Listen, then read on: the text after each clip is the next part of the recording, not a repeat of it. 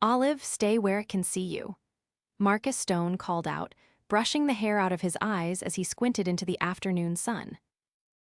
The small girl in pink overalls turned to wave at him from the top of the slide, her ponytail bouncing. Okay, Daddy. Marcus exhaled and slumped onto the weathered park bench, stretching his legs. His worn sneakers creaked, and his jeans had a rip at the knee not from fashion, but from life. He ran a hand over the stubble on his jaw, watching Olive play, his mind already drifting toward the stack of bills waiting at home. Another week of double shifts at the auto shop, and he might just scrape enough together for a proper winter coat for Olive before the cold really hit. He didn't notice the woman sitting down on the other end of the bench until she spoke. She's fast, she said, nodding toward Olive. Marcus turned his head. The woman had a coffee cup in one hand, her dark hair tied back in a low ponytail. She wore jeans, clean white sneakers, and a navy sweatshirt. Casual, normal, but her eyes sharp and curious studied him like she was seeing more than just a tired dad in a threadbare t-shirt. Yeah, Marcus chuckled, rubbing the back of his neck. She runs like she's got somewhere to be. The woman smiled. I'm Reagan. My nephew's around here somewhere, probably trying to convince a squirrel to be his pet. He laughed for the first time that day. Marcus, and that speed demon is Olive. She's 5, going on 30. Nice to meet you, Marcus, Reagan said, shifting slightly to face him. You come here a lot. Whenever I get off work early, which isn't often. He paused, then added, I'm a mechanic, over at Sullivan's garage. Long hours, but honest work. She tilted her head. Must be tough, raising her on your own. He blinked, surprised. That obvious. I grew up with a single dad. You learn to spot the signs. She glanced at him, then quickly added, You're doing great. She looks happy. Something about the way she said it gentle, without pity, struck him. Most people either looked at him like he was a charity case or a mess, but she wasn't doing either. Thanks, he said quietly. She's everything. Her mom, left when Olive was 2, said she wasn't cut out for this kind of life. Reagan's expression softened. I'm sorry. Marcus shrugged a little too roughly. We manage. They watched the kids in silence for a minute. Olive whooped as she came down the slide, then ran back up again like a looped video. You said your nephew's here, Marcus asked. Yeah, Owen, he's 6. My sister and her husband are traveling this month, so offered to take him for a bit.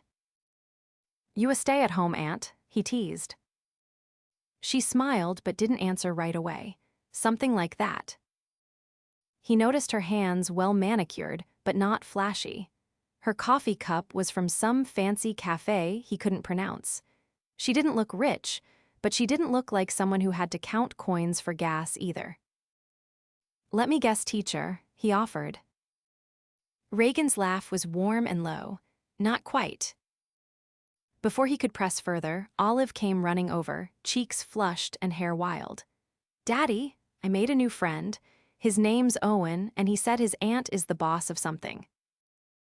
Marcus raised a brow. The boss, huh? Reagan chuckled. Kids are dramatic.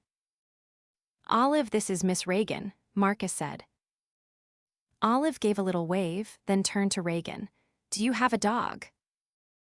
Nope, but I've got a fish named Marvin who thinks he's a shark. Olive's eyes lit up. Can I see him? Reagan looked at Marcus for approval. He hesitated. He didn't know this woman. Not really, but there was something about her that felt safe. Kind. Still, he wasn't about to send his daughter off alone. Maybe we could all visit sometime, Reagan said easily, sensing his hesitation. Maybe, Marcus said, nodding slowly. The sun dipped lower, casting a golden glow over the playground. Owen came running up not long after, his face smudged with dirt, holding a stick like it was a sword. Time to go, buddy, Reagan told him. Awa, but we were pretending to be tree pirates. Tree pirates will still be here tomorrow, she said, standing and brushing off her jeans. Marcus stood too, reaching for Olive's hand. Nice meeting you, Reagan. You too, Marcus. Maybe we'll run into each other again. Maybe, he said, trying not to sound too hopeful. As she walked away, he found himself watching her. There was something about her, something intriguing and out of place in this little park, like she didn't quite belong, but didn't seem to mind. And for the first time in a long while, Marcus felt something stir in his chest. A flicker of something he hadn't let himself feel in years. Hope. 3 days later, they met again, this time by accident or maybe fate. Marcus was dragging Olive through the farmer's market after work, still in his grease-stained work shirt, trying to convince her that apples were just as good as cupcakes. Marcus. He turned and nearly dropped the bag of carrots in his hand. Reagan stood there in a crisp white blouse, dark jeans, and sunglasses perched on her head. Hey, he said, a little stunned, you clean up nice. She laughed. You look exactly how I imagined you would after work. I'll take that as a compliment. Olive tugged on his arm. Can we get strawberries? Sure, kiddo. Reagan stepped up beside them. Mind if I join you? He hesitated again, but this time, just for a second. Yeah, walk with us. They strolled through the stalls, the air warm with the scent of cinnamon and fresh bread. Reagan bought Olive a small basket of strawberries and didn't even blink when Marcus tried to pay her back. Don't worry about it. I do, though, he said. I'm not used to people doing things for me. That's okay. I'm not used to people letting me. They shared a look, and something passed between them, quiet but undeniable. When they said goodbye that evening, Reagan leaned down to hug Olive. See you soon, tree pirate. Then she looked up at Marcus. And you, don't be a stranger. As she walked off, Olive looked up at her dad. I like her. He watched Reagan disappear into the crowd, her silhouette confident and sure. Yeah, hey, Marcus said softly. Me too. Is that your toolbox in the backseat? Marcus glanced up from tightening a lug nut and found Reagan leaning against the garage's open bay doorway, her sunglasses tucked into her collar. She wore a simple olive jacket over a striped blouse, her hair pulled into a braid. The late afternoon light filtered through the trees, casting shifting shadows across the cracked pavement. Yeah, he said, straightening with a grunt. Keep the essentials close. Some of these cars need miracles more than maintenance. She stepped inside, careful not to get in the way. I was nearby. Figured I'd stop in and see if you wanted to grab a coffee when you're done. He wiped his hands on a rag, glancing toward the clock mounted above the tire racks. I've got another hour, maybe less. You okay waiting? I'm not in a rush, she said, walking toward the wall of parts and tools. This place smells like my grandfather's workshop, sawdust and metal. You grew up around cars. Not cars, she said, fingering a cracked leather glove resting on the counter. But he built cabinets. Every Saturday, I'd sit on a stool while he worked. He'd let me sand the edges. I think he just liked the company. Marcus leaned against the hood of the car. Sounds like he mattered. He did, she said, then added more lightly. He also taught me how to swear in Polish. He laughed, catching the way her eyes crinkled when she smiled. Now that's a grandparent legacy. A clatter erupted from the far corner as Jason, the teenage intern, dropped a socket wrench. Marcus glanced over his shoulder and called out, If you break that, I'm docking it from your pay. Jason groaned, I don't even have a paycheck yet. Reagan raised an eyebrow. You're mentoring now. He needed hours for vocational credit, Marcus said. And I needed someone to restock the oil filters. Works out. She nodded once thoughtfully. You're good at this. Fixing things. Helping people, she said. Marcus shifted, uncomfortable with the compliment. You still want that coffee? Definitely. They ended up at a small cafe 2 blocks down, tucked between a florist shop and a dry cleaner. Reagan ordered an espresso, Marcus stuck with black coffee. They sat outside, the sidewalk warm under their feet. "I looked up Sullivan's garage," she said after a beat. "You've been there almost 9 years." He sipped his drink. "Only job that gave me a shot after everything fell apart. I stuck around." "Does that ever feel limiting?" He considered. "Sometimes, but it's honest work. I fix what's in front of me. There's something steady about that." Reagan stirred her espresso with a tiny spoon. "But what would you do if it didn't have to be steady?" He frowned. "What do you mean?" "If money, time, if nothing was holding you back, what would you want?" Marcus leaned back in his chair. The question felt too big, too sharp. "Can't think like that. Olive's the priority. Stability means everything for her." Reagan nodded slowly. "That makes sense." "What about you?" he asked. "You ever feel stuck?" Her fingers paused on the rim of her cup. "Sometimes I feel like I'm moving so fast, I don't even know if I'm going the right direction." "That sounds exhausting." "It is," she said, her tone quieter now, "but it's also expected." He studied her for a moment. Expected by who? Her gaze flicked to his as if weighing whether to answer. Then she said, "Everyone, clients, investors, my board." Marcus blinked. "You're bored." She hesitated for half a second. "I run a company, tech development, we do cloud integration and enterprise software." He set his coffee down carefully. "You're a CEO." "Is that going to be weird?" He didn't answer right away. Instead, he let the silence stretch until she added, "I didn't lie. I just didn't lead with it."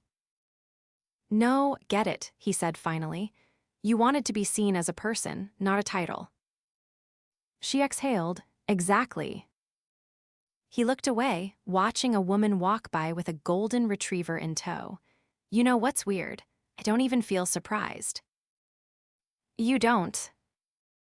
"No, I think deep down, already knew you weren't just some regular aunt visiting from out of town." Reagan gave him a look. "What gave it away?" "You don't flinch when things get messy, but you also walk like someone who's used to being in charge." She smiled, a little softer than before. "I like talking to you, Marcus. Even though I smell like motor oil and can't afford a second-hand espresso machine. Especially because of that." He laughed, but there was tension under it now. "This doesn't seem like it should work." "Why not?" "You run a company, I run an oil change. Titles don't define connection." He looked at her then, really looked, and said, "Maybe not, but they change expectations." Reagan didn't blink. "Only if you let them." Their coffee went cold on the table between them as the sun dipped toward the horizon. Neither of them moved to get up. "Would Olive like the science museum?" she asked after a while. He blinked. "She'd lose her mind." "There's a new exhibit. I have passes. Saturday." Marcus hesitated. "We don't do outings like that often. Feels indulgent." "Let me give her a good Saturday," she said. "Not because you need me to, because I want to." He looked at her quiet, then nodded once. "All right, Saturday." As they stood to leave, Reagan touched his arm lightly. "You're allowed to want something more, Marcus." He didn't answer her, not with words, but the way his eyes followed her as she walked away said enough. Marcus had never set foot in the downtown science museum before. He'd driven past it 100 times, always thinking the tickets were too expensive or the parking too complicated. But now, as Olive tugged on his hand in excitement, her jacket zipped to her chin and her ponytail bobbing, he felt a strange combination of nerves and gratitude. Reagan had already texted No. She'd called that morning to confirm the plan. She arranged for transportation and even offered to send a car, but Marcus declined. He didn't want to feel like he was being picked up. He wanted it to feel normal, even if nothing about this was. She was waiting outside the museum entrance when they arrived, her long coat buttoned neatly and a scarf wrapped around her neck, her breath curling in the crisp fall air. Olive ran ahead, calling her name like they'd known each other for years. "You're early," Reagan said, crouching to give Olive a hug. "I didn't want to risk being late," Marcus said, adjusting the strap of his old canvas backpack. Reagan straightened, her eyes meeting his. "I'm glad you came." Inside, the museum was alive with motion holograms flickered, exhibits lit up with each touch, and the air buzzed with the chatter of curious children. Marcus had expected to be overwhelmed, but Reagan navigated the place like she'd helped design it. She let Olive lead the way, never correcting her, only encouraging her questions. They watched a robot arm solve a Rubik's Cube in under 10 seconds. Olive's eyes widened. "Can you build one of those, Daddy?" Marcus laughed. "I can barely fix the toaster." Reagan leaned close. "You fixed my nephew's toy plane last week, remember?" "That's different. That was duct tape and hope." Olive had already darted toward the DNA exhibit, climbing onto a stool to spin a double helix. Marcus followed her, keeping a quiet but watchful eye, while Reagan stood beside him. "I brought something," she said, reaching into her purse and pulling out a small envelope. "For Olive." He hesitated, then took it and peeked inside. 2 passes to an upcoming children's theater production. Center seats, not cheap. "I can't accept this," he said, handing it back. "You're not accepting it, Olive is." "I mean it, Reagan, this is too much." She didn't reach for the envelope. Why is it too much to give her something she'll remember? Because it's not just about her, it's about what it means. She turned to face him fully. "Then let's talk about what it means." He exhaled slowly. "I've spent years making sure Olive doesn't feel the difference between what we have and what other people can afford. Not because I'm ashamed of our life, but because I know how the world works. And this starts to feel like crossing a line I can't afford to keep up with." Reagan's expression didn't shift. "I don't want you to keep up. I'm not asking for that. I just want to be part of her world, and yours." He looked at her, unsure of what to say. Before he could respond, Olive called out from across the room, jumping excitedly near a hands-on weather simulator. "Daddy, Miss Reagan, come see the tornado." They walked over together, the moment suspended. The wind tunnel blasted cool air as Olive stepped inside, her laughter echoing under the plastic dome. "You know," Reagan said, watching Olive spin with delight, "I didn't grow up with everything." Marcus glanced at her. "No. My mom worked 3 jobs. My dad left when I was 7. We had a tiny apartment and a leaky ceiling. I got 1 new pair of shoes a year, and birthdays meant boxed cake mix." He was quiet for a moment. "So what changed?" "I got angry," she said, "at how little control we had, at how often we were told we couldn't have more. I decided I'd never let someone else decide how small my future could be." "That's a hell of a reason to build an empire." She shrugged. "It wasn't about empire, it was about freedom, and now that I have it, I want to use it in ways that matter." He looked at her, then at Olive, still giggling as the air lifted her braid. "You really don't care that I'm not, like you." She turned to him. "What does like me even mean? I'm not looking for someone who can buy me things. I'm looking for someone who knows what matters." "And what's that?" "Showing up," she said, "even when it's hard, even when you're scared." Marcus stared at her. In her eyes, there was no judgment, just sincerity. It disarmed him more than any kindness had in years. As the museum visit wound down, they stepped into the gift shop. Olive clutched a small plush comet, her eyes pleading. Reagan knelt beside her. "Want me to get that for you?" Olive looked up at her dad. Marcus paused, then nodded. "All right, kiddo, but only if you promise to let it sleep in your bed, not mine. Reagan paid in cash before Marcus could object. He didn't argue this time. Outside, the sun had dipped behind the skyline, casting the buildings in deep amber. Reagan crouched to hug Olive goodbye. "Thanks for today," Olive said. "You're really fun." Reagan smiled and brushed a strand of hair from Olive's cheek. "You are too, and you're very brave." "Braver than Daddy." Marcus interjected. "Hey, faced a tornado today." Reagan stood and turned to him. "Can I see you alone tomorrow?" He hesitated. "What about Olive?" "I thought maybe it could take her to the bookstore, just for an hour. She mentioned wanting a book with dragons." "And you want to take her without me?" "I want to earn your trust," she said, "and hers." He studied her face, the quiet resolve in it, then he nodded. "All right, but I'm picking the time and place." "Deal." She reached into her bag and handed him a small card. Her personal number, not a business line. As she walked away, Marcus watched her go, Olive's stuffed comet tucked under her arm. Something had shifted today, something he couldn't name yet. But it felt dangerously close to hope, real hope, the kind that didn't come from fantasy, but from connection. And that terrified him more than anything else. The wind carried the scent of roasted peanuts and street pretzels as Marcus stepped onto the rooftop terrace, his work boots traded for a pair of black dress shoes that felt foreign on his feet. The suit he wore was pressed, the collar snug against his neck, and he kept tugging at the cuffs like they didn't belong on him. But they did, at least for tonight. He'd never been to an event that required valet parking, or one where his daughter had to be dropped off with a sitter dressed in a blazer. Reagan had arranged it all with his permission, and she'd handled it like it was nothing. Like integrating him into her world wasn't a risk. He wasn't sure if tonight was a celebration or a test. Either way, he was here.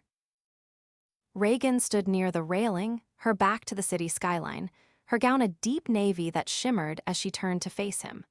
Her expression didn't change, but her eyes lingered on him a beat longer than they needed to. "You clean up well," she said. "I feel like a borrowed mannequin," Marcus replied, walking toward her.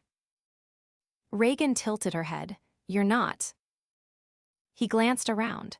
Waitstaff moved through the crowd with trays of champagne and tiny hors d'oeuvres that looked like jewelry. A string quartet played softly in the corner beneath heaters that glowed like lanterns. Everyone here looked like they belonged in a magazine spread. "I should warn you," he said as he stepped beside her. "If someone asks me what hedge fund I work at, I'm going to tell them I manage a fleet of race cars." "Better than saying you build robot assassins," she replied, unfazed. He looked at her. "You're not nervous about this?" Reagan didn't answer right away. Then, quietly, "I'm more nervous about you thinking I'm trying to change you." "You're not," he said. "That's what's throwing me." She gave a small, almost imperceptible nod. "I wanted you to see this part of my life, not because it matters more, but because it's real." A man in a tailored gray suit approached, holding 2 glasses. "Reagan, there you are. We're about to start the donor toast." She took 1 glass, and the second she passed to Marcus. "Thanks, Andrew. This is Marcus Stone." Andrew extended a hand. "I've heard a lot about you." Marcus accepted the handshake. "Hope it was all true." Once Andrew disappeared, Marcus turned to her. "You've talked about me." "Only every time someone asks why I've been smiling more at staff meetings." The toast began shortly after, and Reagan stepped forward to speak. Her voice carried across the rooftop, confident and articulate.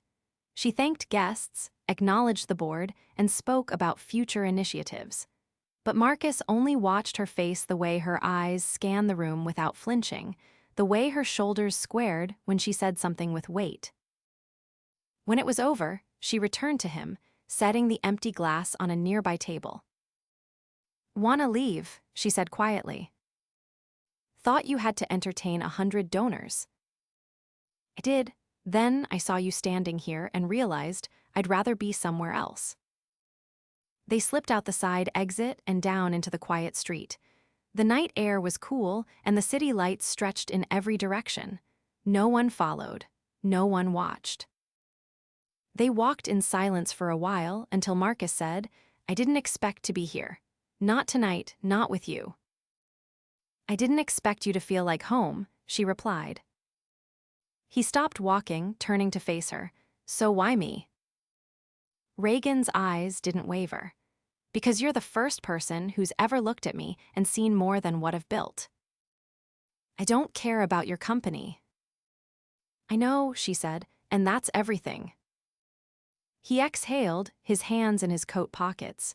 "I've been afraid to want more." "I know that too. I'm not the man who can give you penthouse weekends or company shares. I didn't ask for those. I don't even know what part of your world I fit into." Reagan stepped closer. "You fit into mine, not because of what you have, because of who you are." Marcus looked down, jaw tense. "I've spent years building walls around me, for Olive, for myself." "You can keep them," she said, "or you can let me climb over them."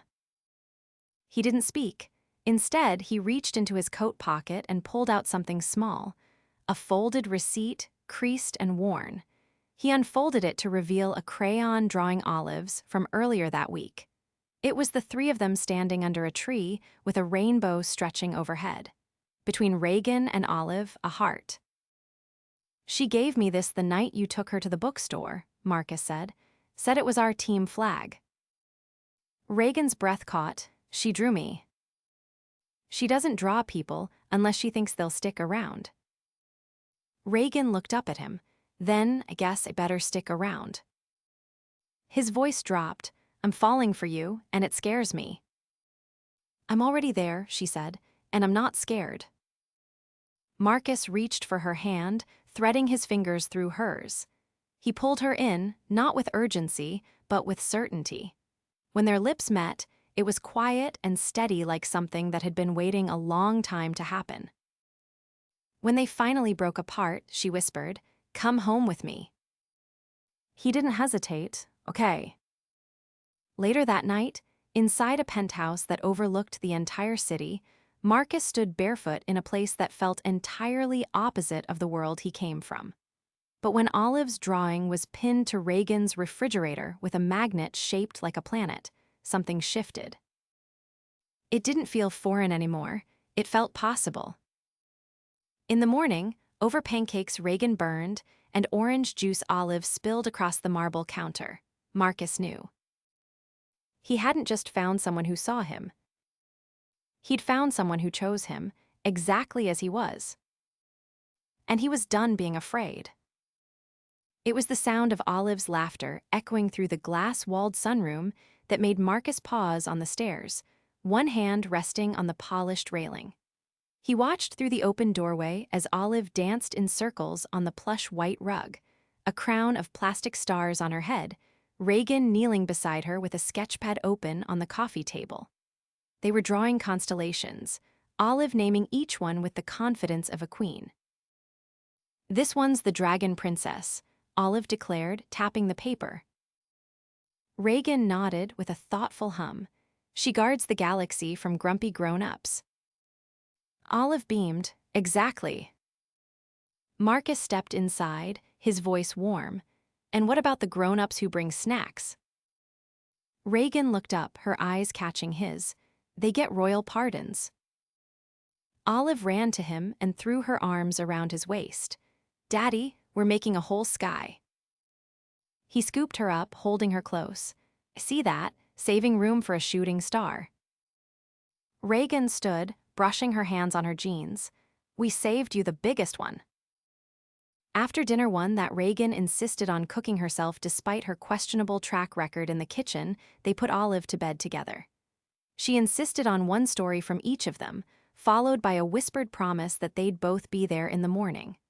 When she finally drifted off, clutching her Comet plush and the new book they'd picked up that afternoon, Marcus and Reagan stepped into the hallway. The door clicked shut behind them. "She trusts you," Marcus said quietly, eyes still on the closed door. Reagan leaned against the wall, her hand brushing his. "Trust her too." He turned toward her. "I've been thinking about us, about what this is becoming." She waited, silent but steady. "I want Olive to have stability, but also want her to see what real love looks like. I don't want her to grow up thinking love is something you survive. I want her to know it's something you build." "That's what I want too," Reagan said. "She sees you as part of her world now," Marcus continued, "and I realized do too." Reagan's voice dipped. "So what are you saying?" "I'm saying I don't want to keep going back to two separate lives. I want one." She stepped closer. "Then let's build it." He reached for her hand, holding it tightly. "There's something else." She tilted her head. "I bought something. It's not extravagant, but it's ours." Reagan's brows lifted. "What is it?" "A house," he said. "Well, a fixer-upper. Needs work. But it has 3 bedrooms, a backyard Olive can tear through, and a porch big enough for watching storms." Her eyes widened. "You bought a house." "I put the down payment in this morning," Marcus said, "and I want you to live there with us, if you want to." Reagan's heart pounded. She reached up, cupping his cheek. "I'm not afraid to say yes." "Then say it," he whispered. "Yes." He kissed her then, not with hesitation, but with the kind of certainty that came from knowing you'd finally found the place you were meant to belong. 2 months later, the house smelled faintly of paint and lemon oil. The walls had been scrubbed clean, the floors refinished with help from friends and neighbors, and the living room was filled with mismatched furniture that somehow worked together. Reagan sat at the kitchen island, barefoot, sipping tea, while Olive decorated the refrigerator with magnetic letters. Marcus stepped in from the backyard, wiping his hands on a towel. "We've got tomatoes starting," he said, "and the hydrangeas are still alive somehow." Reagan looked up from her mug. "You're becoming a man of many talents." "Don't sound so surprised." She smiled, then glanced at Olive. "Hey, kiddo, want to help me unpack the last box in the office?" Olive nodded and skipped off down the hallway. Marcus leaned against the counter, folding the towel. "You still sure about this?" Reagan didn't hesitate, more than ever. They moved together easily now like puzzle pieces that had been waiting for the right fit. Reagan had scaled back her travel, shifting her role to one that let her lead without sacrificing time with her new family. Marcus had taken on more work remodeling the house, surprising even himself with how much he enjoyed it. And Olive? She'd taken to drawing new constellations every week, taping them to the ceiling above her bed. 3 weeks later, on a quiet Sunday morning, Marcus opened a small velvet box on the porch and held it out to Reagan as Olive watched from the swing, pretending not to see but grinning so wide her cheeks hurt. "I can't promise you yachts or diamonds the size of golf balls," Marcus said, "but promise love, loyalty, and a life that's real." Reagan looked down at the ring, simple, elegant, and perfect, and then up at him. "I never wanted yachts," she said. "I wanted a home." "Then marry me." She took the ring and slid it on. "Yes, 1,000 times yes." Olive squealed from the swing and ran to wrap her arms around them both, nearly toppling them over.